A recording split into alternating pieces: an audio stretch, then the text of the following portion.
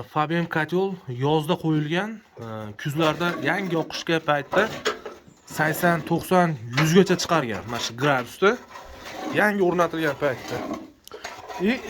Yanvar oyiga kelib 27, 29 gradusdan o'tmay qolgan. Kotel istalmay qolgan va bizga murojaat qilishgan. Bizdan kotelni olishgan va ustanovka qilingan. Ustanovkada hech qanaqa ayb yo'q. Hammasini tekshirdik. Dimoxodlar, sendvichli, 2 qavatli, utepленный dimoxodlar. Sistema radiator sistemami usta? Ha? Полный radiator sistema 200 kvadratga ustanovka bo'lgan. 20 kilovatlik, shu Turkiyada ishlab chiqarilgan Fabian firmasini avtomatik kotel bu.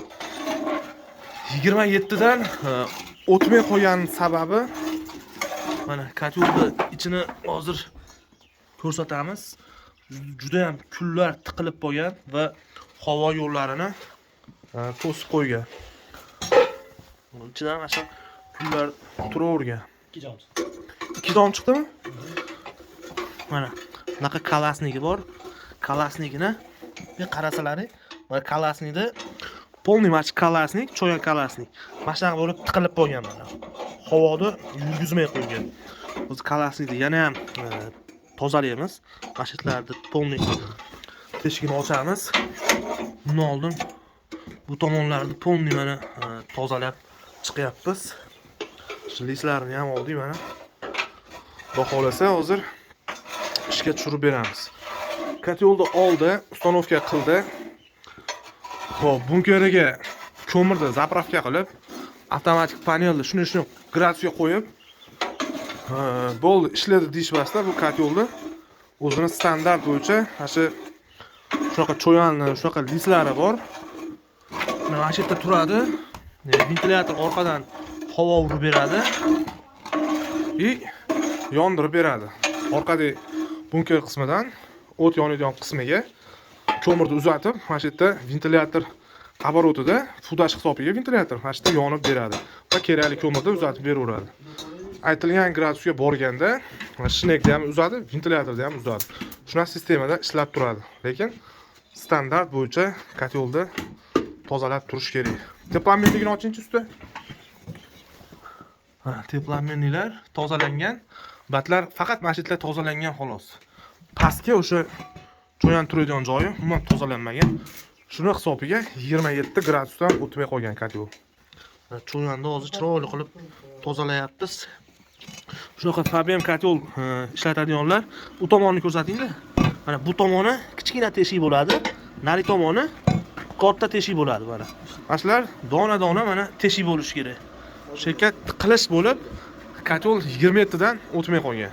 Mana cho'yanlarini xudo xolasa qo'ydik, tozalab. Endi richa o'tin yoqib olamiz, o'tin zapravka qilamiz. Keyin ko'mirni uzatib yoqib beramiz.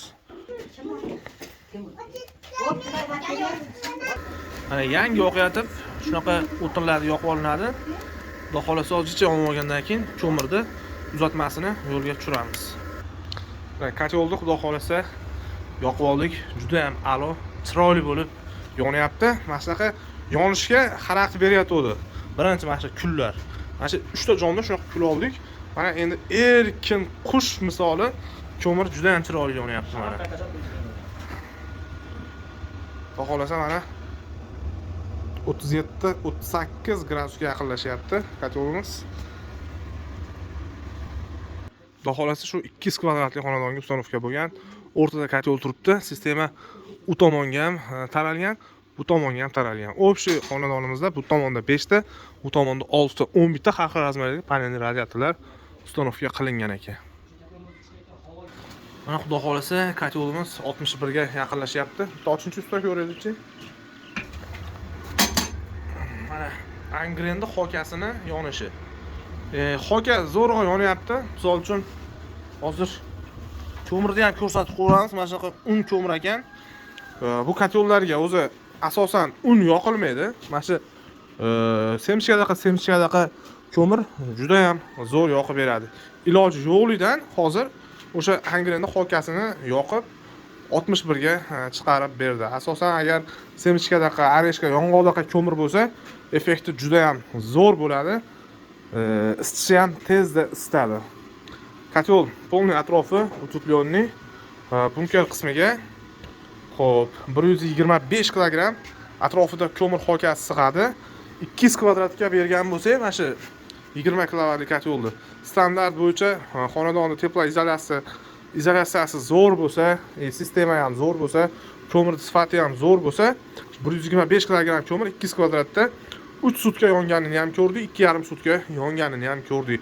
Hammasi standart bo'yicha qurilgan bo'lsa, shu sistema xonadonlar ham uzoqqa yetaveradi. Xonadonni teplizolyatsiyasi ham, ya'ni issiq ushlashi ham zo'r bo'lishi kerak. Kotelimiz o'zini заводской reduktori, ventilyatori hamma yo'g'i bor. Mana shu yerdan o't yonish qismiga ko'mirni uzatib beradi va mana shu yerda yonadi. Xo'p, miyasini tushuntirib bersam, gradusni xohlagan gradusga qo'yasiz. Bu ventilyatorda обороты, bu ko'k reduktorda rasmi bor knopkamiz. Ko'mir uzatib beradi. Misol uchun biz hozir ko'mir uzatib berishda 15 sekundga qo'yganmiz. 15 sekund uzatib bergandan keyin qancha dam olishini bu qizilda boshqaradi. Bu qizilda misol uchun 350 sekundga qo'yganmiz va mana shu nastroyka qilgandan keyin mana shu ikkalasini yoqib qo'yish tavsiya beramiz. 20 kilovatlik, xudo xolasa bunkerlik Turkiyada ishlab chiqarilgan kotelimizni chiroyli qilib ishlatib berdik. Bu videoda 2026-yil xo'p 31-yanvar sanasiga olyapmiz. Kimga kerak bo'lsa, shunaqa avtomatik Turkiyani bunkerlari hozirgi kunda mana shu 20 kilovatlik $260 bo'lyapti. 20 kilovat. Buni 350 kvadratga 35 kilovatligi bor, $2400. 500 kvadratligi $3000 bo'lyapti. Kimga kerak bo'lsa, Farg'ona kotellar markazida sotuvda bu kotellar bor. Xolasiz shunaqa Turkiyaning kotelllari, Rossiyani o'zimiz ishlab chiqargan kotellar bor. Bemalol aloqaga chiqib sotib olsa ham bo'ladi. 12 ta viloyatga xudo xolasa dastavkasini chiroyli qilib beramiz. Videolarda kamchiliklar va xatolar bo'lsa uzr so'raymiz. Kimning qanaqa savoli, qanaqa fikr bo'lsa kommentariyaga yozinglar. Xudo xolasa javob berishga harakat qilamiz.